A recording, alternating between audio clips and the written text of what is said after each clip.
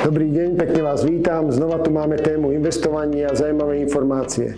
Pripravil som si pre vás graf od roku 2008 do roku 2024, kde vidíme priemerné zhodnotenie 10,40 per annum ročne. Veľmi zaujímavé.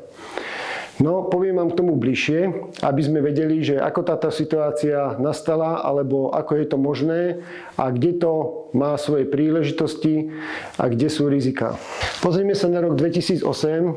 Tí starší si pamätajú, alebo skúsenejší investori, že vtedy bola kríza svetového meradla, kde vlastne svetové trhy poklesli. Pozrite sa na ten pokles, ktorý nám trval až do roku 2013. V podstate bolo to 5-ročné obdobie. Pri tomto by som sa pozastavil preto, lebo niekedy ten optimizmus pri investovaní môže byť príliš veľký a myslíme si, že trhy len stúpajú. Poďme sa presunúť ďalej. Od roku 2014 v podstate trhy rástli. A investori boli spokojní, výnosy boli vysoké.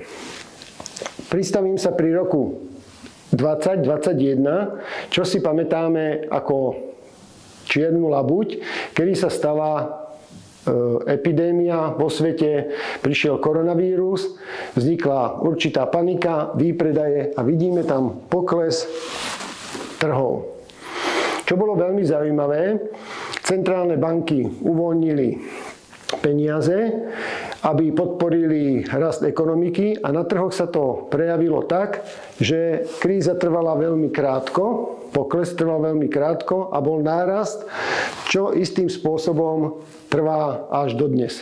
Ale zaujímavá tiež informácia, že keby niekto spravil jednorázový vklad v roku 2008 a mal by ho tam do dneska, tak by tam mal výnos 243%, čím by svoje prostriedky ochránil pred infláciou. Na budúce si povieme o veľmi zaujímavých veciach, a to sú investičné horizonty, ako tie krízy vplývajú, ako je dôležité vybrať dôležitý fond a potom ako získať výnos cez 7%, čo je veľmi dôležité, lebo v podstate priemerné bohatstvo sveta sa pohybuje cez tento koeficient.